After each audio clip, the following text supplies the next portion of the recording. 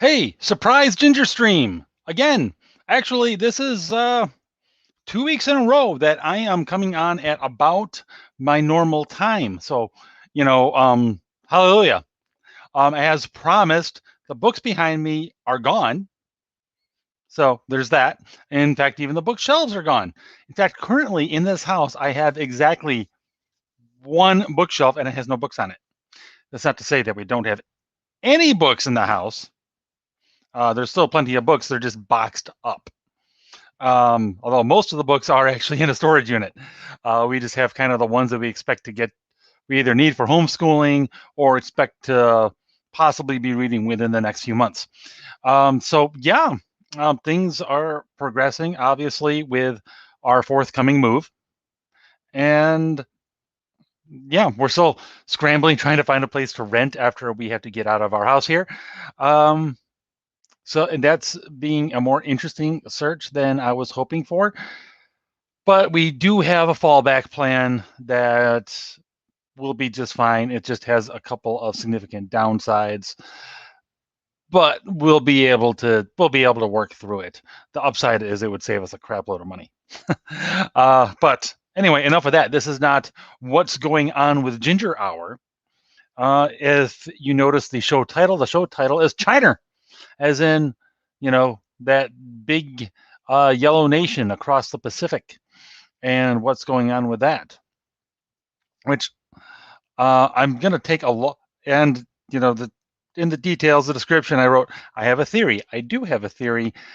It's out there. I'm not saying I believe it at all, but it's a thought that occurred to me when I was listening to another podcast, and I was like, just got the juices flowing a little bit, and I'm just going to throw it out there. But first, we kind of gotta. I also want to set the stage a little bit, so it's going to take me a little time to get there. But worry not. I'm not going to start hacking in the middle of the show again because I was smart. I remembered to bring. I've got some water right here, so that'll keep the old throat dry. And when that's gone, I got a little whiskey. So, be good to go. All right. So, what's going on with China? First of all, there is a debate: is China a threat or not? Depends what you mean by threat. If you mean, are they going to be invading the mainland next week? No, obviously not. They are no way equipped to do that just yet. Now, do I think they would like to? Yeah, I think they would like to, but it's one of those like distant goal sorts of things. Like, I would like to one day have 100 acres of property and be retired and be able to just go out into the woods for however long I want and not have to worry about anything.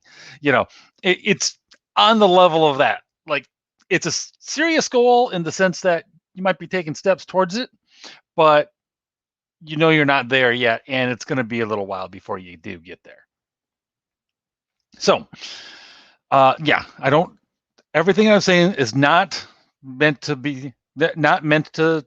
say that I think China is going to be rolling tanks down the street of Detroit anytime soon. Okay? So let's get that out of your head right now. I'm not thinking that. If you are one of those who are prone to take the most extreme position, then, or take someone else's position to the most extreme version, that's not what I'm saying. Okay. So that said, is China a threat? Yes. Obviously, they are economically a threat. They still probably need us quite a bit. So are they ready to just completely cut ties with us? Probably not, especially since they seem to be in their own version of an economic crisis at the moment with their, what is it? Ender Green, Everguard, whatever the heck it is. Real estate, basically their housing bubble is bursting, is what it looks like. From the little bit that I've seen, looks like they're having the beginning of their own Great Recession. Could be more than that too. Who knows? But that doesn't take away the fact that they are, in fact, a threat and they definitely want to be perceived as one. Why do I say that? Okay, one, in their national charter, their constitution, our destruction is still in there. So at the very least, they have formalized the goal of the destruction of the United States as part of the purpose of their own government. Now, are they actively pursuing that? That's another question. I say yes. I say yes, they are. But they are not pursuing it through means of conventional warfare. Why? Because they're not flipping idiots, and they know they can't take us in a stand-up fight yet, at least not on our homeland. If I don't think we can invade them either. I don't think that I don't think we can invade them. They can invade us. So it's more of conflict through other means. Again, primarily economically. Cyber warfare obviously is a thing. Why do I say obviously? Because back during the Obama administration, there were reports, not just from crackpot kook fringe sources on the internet. This was actually reported amongst other places. It was specifically on EWTNs the world over, and they specifically talked about some of the reports they had heard that China got deep, deep into our defense systems, like deep to the point of the fax machines. So yeah, that's interesting. And there's also the fact that they seem to be, for years now, they seem to have been working on developing and being successful at countering some of our military technology. And I remember, again, this was during the Obama administration. I think Secretary of State, it wasn't Clinton, it was, I think, was Kerry who took over for her? Whoever. Or maybe I actually think it was whoever was Secretary of Defense at the time, went over to China. They just coincidentally decided to test out their new stealth fighter, which looked an awful lot like the YF-23. What's the YF-23? It's the plane during the development for the F-22. There were two. It came down to two planes. It was kind of a competition to see which one was better, and which one we would wind up buying. The F-23, the YF-23 is the one that lost.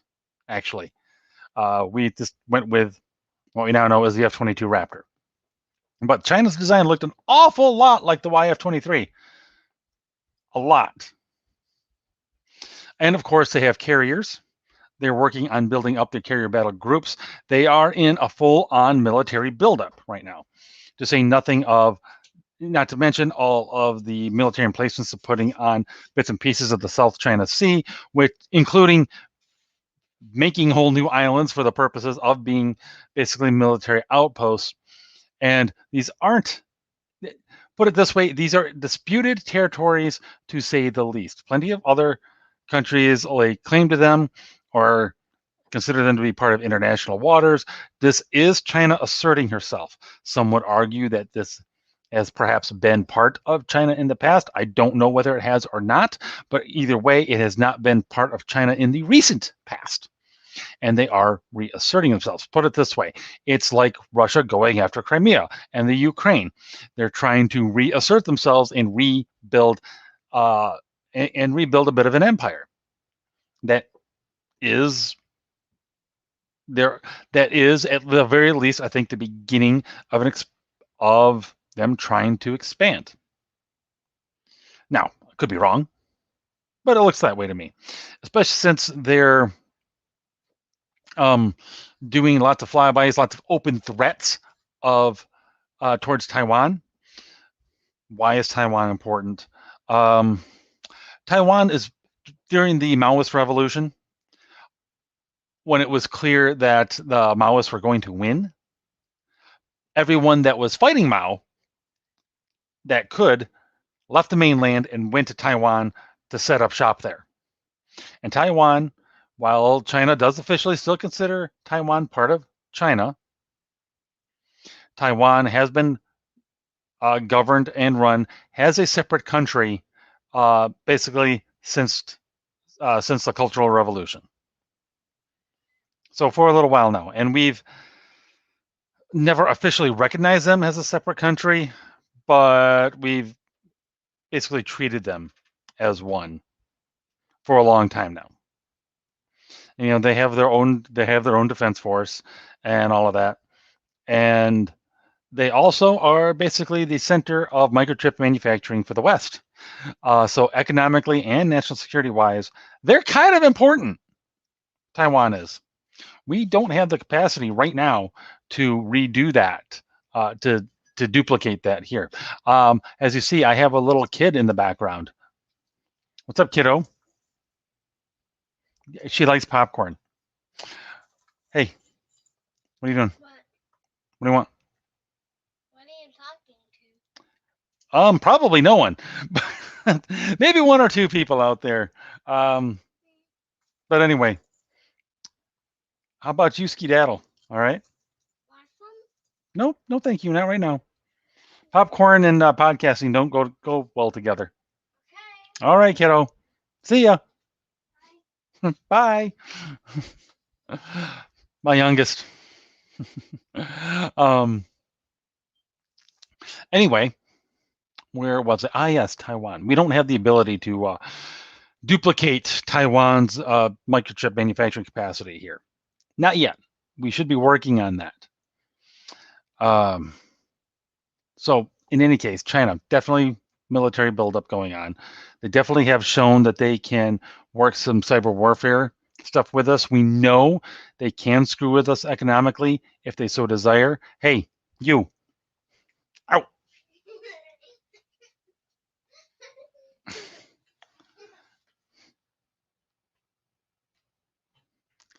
Seriously. Out.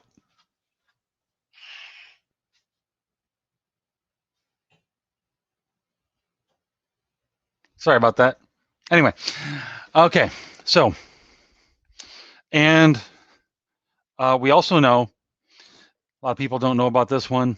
They have established Confucius Institutes on a number of American universities where they basically seek to promote China on our college campuses. They've also, I just learned this today, they have made many billions of dollars of illegal contributions to certain universities such as Harvard and Yale, you know, the big dogs. So they're basically bribing their way into American education and have been for a long time. You wonder why modern college education is so geared, is so favorable towards things like socialism and other ideas like critical race theory that are seeking to undermine the way America sees herself. You wonder why? It's because they are waging a kind of warfare against us. Absolutely. Now, they have also been engaged in military exercises with, no, not North Korea, not Russia, although them too, not Vietnam, Cambodia, Laos. That's not who I'm talking about. Canada. Yeah, our hat. True story. They Canada had people over in China training on, you know, basically warfare over in China. And China had people in Canada training in cold weather warfare. Like I said, they have a long distance goal and they're taking steps to get there. It's just going to take a little while.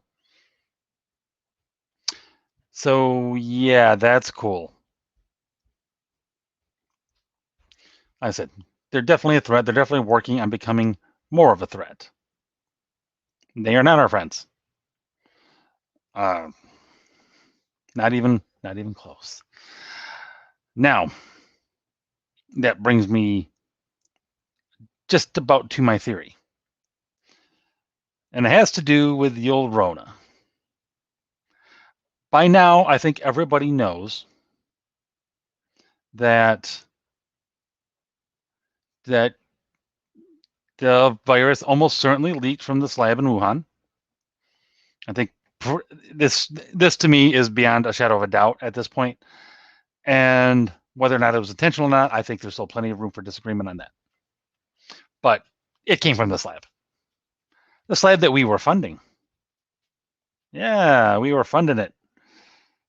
That's kind of an interesting thing now, isn't it? Now, that is only just now. The fact that we were funding it is only just now starting to break into the mainstream. And how were we funding it?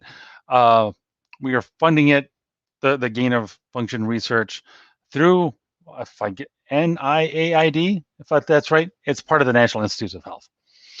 But but that agency was basically funding the Wuhan lab through a proxy called EcoHealth Alliance. Look into Fauci's emails and everything, and you will all the proof is just there. But there's plenty of others as well. So we are funding it, and the truth of that is starting to break into the mainstream.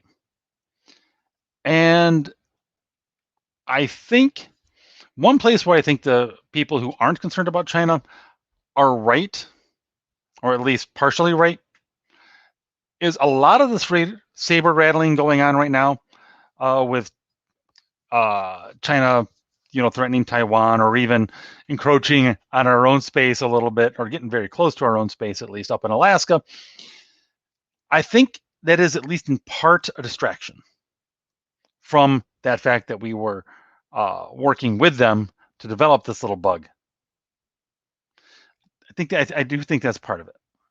And of course, Biden as well, making this new defense deal with Australia and everything, basically an anti-China defense deal, at least an ostensibly anti-China defense deal. We'll see, really, how that works out.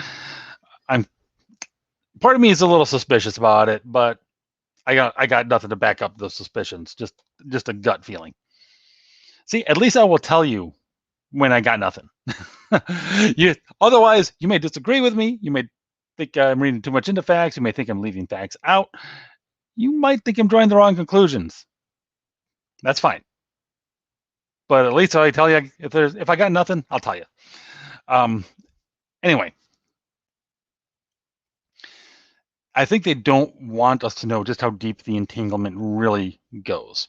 So I think the saber rattling is going on to me. It's like, yeah, we're really, really, really bad enemies and everything, even though we've been working hand in glove, at least on some things, like developing these viruses, ostensibly to better handle a more naturally occurring outbreak. Now, like I said, China's still a threat. I think China will happily use the assumption that use the fact that everyone over here is just going to assume, or at least all the people in power are assuming that, okay, yeah, we're just doing a little saber rattling, we're just doing a little shadow boxing here and there, put on a show, essentially. And I wouldn't be at all shocked if in the near future, I'm not going to say put a timetable on it, but if in the near future they decide to make the show real. Because, they're not stupid. They'll take advantage of an opportunity. Why not? So anyway, my theory is the current saber rattling that has ramped up a lot in the last month or two is in fact is mostly a distraction to keep us from thinking about how deep the entanglement between at least elements of our government and China, how deep that entanglement goes when it comes to developing the Rona, and frankly, to, shall we say, botching the response to it, and downright. And I also suspect that's part of why so many of the restrictions, recommendations, and everything basically amount to restricting our movement, increasing government control over our lives. I think it's got a lot to do with that. But again, China being China, we'll take advantage of a situation. What our response will be would be interesting. I also think China needs to act. I think they might be acting sooner than they would prefer, in part because of their economic issues. They'll need their own distraction. Which again, the saber rattling might be meant as a distraction from their economic issues. That's also completely possible. It may have nothing to do with directly with COVID. It may just be as simple as we're verging on an economic recession. oh, look, maybe we're going to go to war with the United States. It could be that simple. And in fact, one would argue that Occam's razor suggests it is merely that. However, yeah, I don't know. There's too much weirdness going on. Sometimes in the quest for the simplest answer, we leave out a lot of actual information that should go into trying to figure out what the answer is. The quest for the simplest answer usually involves or can involve a very inaccurate answer because you're not willing to look at data that complicates the frickin' issue. So there's that. What else is going on? Well, I'm reading the book What Really Happened in Wuhan by Sherry Markson, and I'll be providing updates on that as I go through this. I'm not far into it, just a few chapters now. One big takeaway: yes, our betters rely way too much on mainstream media for their own information. I, of course, have always suspected this, but this basically confirms it in the first chapter. When one of the first people in this country to learn about the COVID outbreak in Wuhan didn't want to alert contacts that she had in the White House, precisely because it sounded so crazy, and there had been no mention of it in the news yet. That's a problem.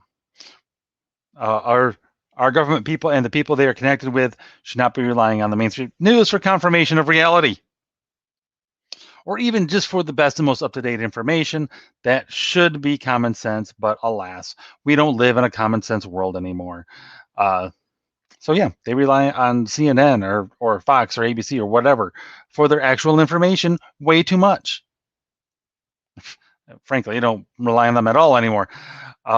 In fact, the first person to really break the story in the United States, I forget her name, but a blogger, someone who'd been running a blog on infectious diseases around the world for a few years. That's the person that first really broke it and made people start to pay attention. And she noticed it in December of 2019, before a well-known Chinese defector first brought it to the attention of another Chinese defector, the one who held off on bringing it to the attention of the White House. So yeah, random blogger, first person to kind of put two and two together. Go figure. And that actually got the ball rolling on a whole lot of other things. And a few weeks later, the White House was in a tizzy. Actually, just days after that initial meeting with the defectors. Kind of weird. So yeah, relying on essentially social media reports for your news probably does keep you more up to date than watching any major news outlet. Kind of weird. It really shouldn't be that way, but it seems like that is in fact the case. And I don't mean social media posts of political pundits and commentators. I mean the stuff you see that pops up from somebody, somebody in this other country says they saw a thing. To wit, here's the thing. I just saw, what was it? Yesterday. There's a COVID quarantine camp getting built in Washington. At least one. I was initially a little skeptical, like, this could be anything. Anybody can film something and say it's a COVID concentration camp, although there was a sign that says so.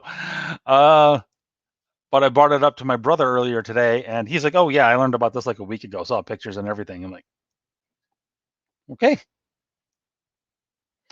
In at least one blue state, they are legitimately building a COVID quarantine camp. Cool. And if that starts to happen, if that really becomes a thing and start putting people in these camps, which I have no reason to believe that they will not,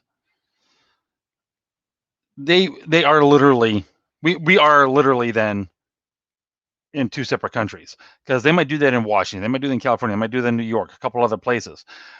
I don't see it happening, at least not anytime soon, in Texas and Florida and Arkansas, places it's not going to happen there, not without a fight, a real fight. Yeah, real fight. So we're at that point, we are literally two separate countries, not just ideologically anymore. not just temperamentally, not just red tribe, blue tribe going at it in the polls every few years. No, no. You go to there'll be some parts of the country where you go to. If you visit them, you have to hang out in these camps for 2 weeks at a time, and then other places where you're perfectly free.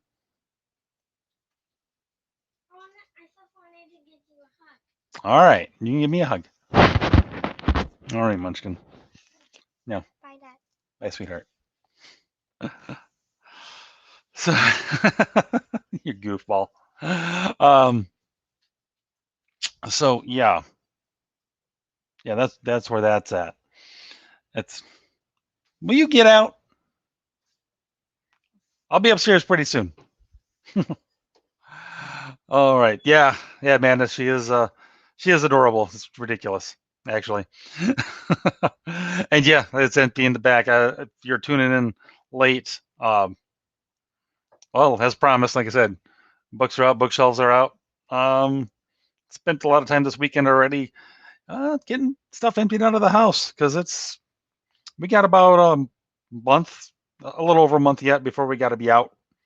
But no sense in waiting. So, gosh, that leaves us in a scary place. It really does. Anyway, back to that book. What really happened in Wuhan? Another takeaway is I do think the bug was worse in China, or at least it very, very likely was, because reading the reports of everything of what was happening going on there early on, yeah, they were legitimately having hospitals overrun. They were having people just drop dead. They were just, bodies piling up, basically. They did have scientists that were scared. So it's interesting. Apparently, it mutated to a much less deadly form by the time it got here. Unless there's just climate difference, general health difference, I don't know. But it really does seem like it probably was pretty bad over there. And that could have justified a lot of the initial trepidation on the part of the world leaders. Obviously, it's much less of a scary bug now. It does not justify the various responses, but we don't need to go over that. But somebody sure saw an opportunity and said, yes, what I've been waiting for, I can use this. Again, that's assuming it wasn't intentional from the beginning. I don't know. Maybe not. Suffice to say, again, it was worse, at least at the beginning, over there in Wuhan, which also, incidentally, makes China's failure to report it that much worse. Because looks like they were having real legitimate problems over there, and they didn't stop travel in and out of there. They didn't tell anybody anything. They confirmed a couple of things once they were confronted with it multiple times. That's it. Shady.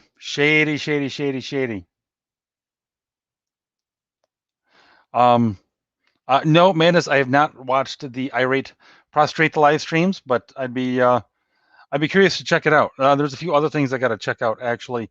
One thing that I saw last night was a video of some kid with some serious birth defects, like scary stuff. And the claim was that the mother got the jab while she was pregnant. Again, it's a claim. I don't know one way or the other. Maybe it is, maybe not. If she did, it may or may not have anything to do with a massive defect. I don't know. But it's part of a big Telegram feed that I'm going to go through here soon and just see what else at least people are claiming, because I'm curious. Fauci involved in creating AIDS. I had heard that it was.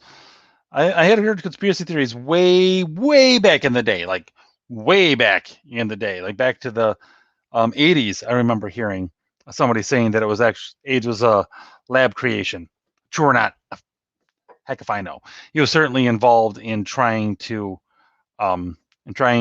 develop a vaccine for it. He was deeply involved in that, and also in scaring everybody, thinking that it was going to kill everybody, which obviously it didn't. I remember when I was in junior high, hearing that AIDS was going to wipe out Africa by 2025. Well, I don't think that's going to happen. Africa's population seems to be doing just fine. I don't think Africa's about to get wiped out in the next 4 years. Which again, don't trust these stupid predictions they make. They make these predictions all the time. This is going to happen by then. That's also part of the reason I try to avoid making too many strict predictions, because you put a time on it, it's almost always wrong. Manus, I haven't looked into this. I've never really looked into the claim one way or the other. I don't. I honestly, I can't comment one way or the other. At this point, I wouldn't be surprised. Put it that way. Because, well, look around. We live in a mad world where, everybody knows certain people. Epstein, McAfee, didn't kill themselves, and yet we're all expected to believe that they did, or at least act as though they did. We all know they didn't. And the bugger of it is, we all know that we can't do anything about it, which is really annoying. Which incidentally, well, maybe I'll come back to that. So anyway, honestly, if anybody's got a link or two on that, I'd be curious to. I'd be curious to investigate it, because of course, when I first saw this way back in the 80s, I was a young teenager and I dismissed it out of hand. Yeah, I think I saw a book in my local library that happened to mention it. But then again, I'm old. My memory might be getting fuzzy. I may be combining a couple different things in there. Who knows? So yeah, we're not in a good place with any of this, obviously. And obviously that's straight from the initial my China theory. There's so many other things going on. But so yeah, big takeaways from that. What really happened in Wuhan so far? Government trusts mainstream media because they're stupid. Get work on developing your social media network of contacts for information. Not that you should trust everything there uncritically. You should not. Absolutely not. Check the sources. It makes more sense to go and check the sources than it does to spend time listening to people talk about the sources, if you can spare the time, put it that way. And of course, the Rona might really have been worse in Wuhan. In fact, it probably was, but it relaxed a little bit by the time it got out into the world, which is good, because if it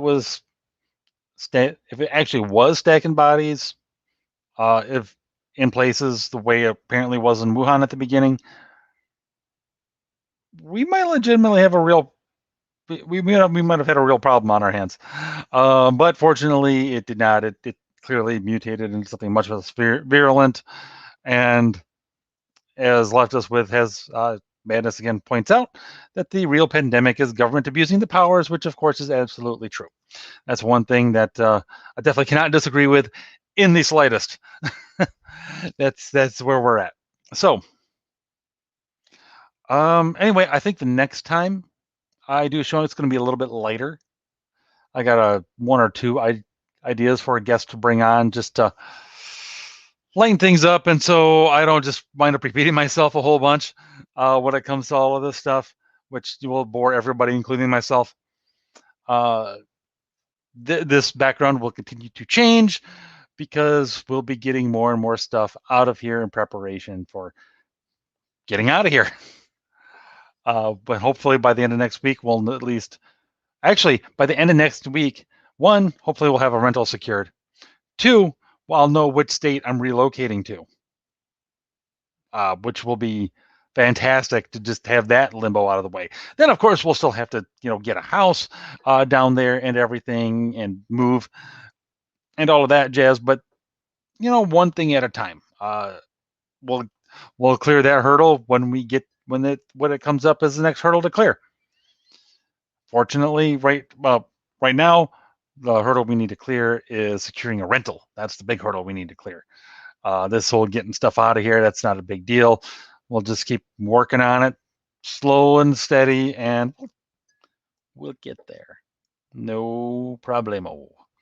And yeah, once we know where we're going, then we can look for a place, and we can, who knows how quickly things will get moved down there.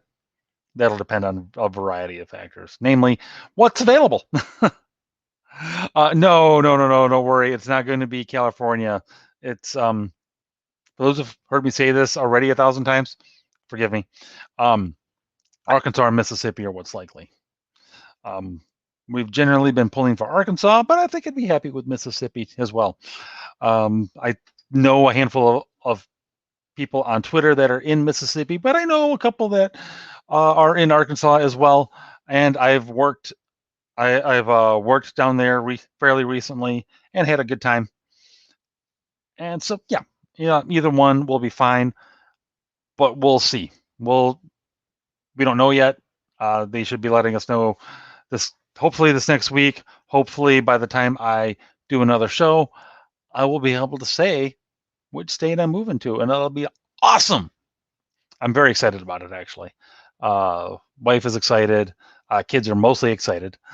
A little bit of trepidation, especially as it's getting more real with stuff getting packed up and everything. Yes, Mississippi is a state. It is also a river, and the river is much bigger than the state. It's a big state, but the Mississippi River is huge. Then, of course, it runs, right along.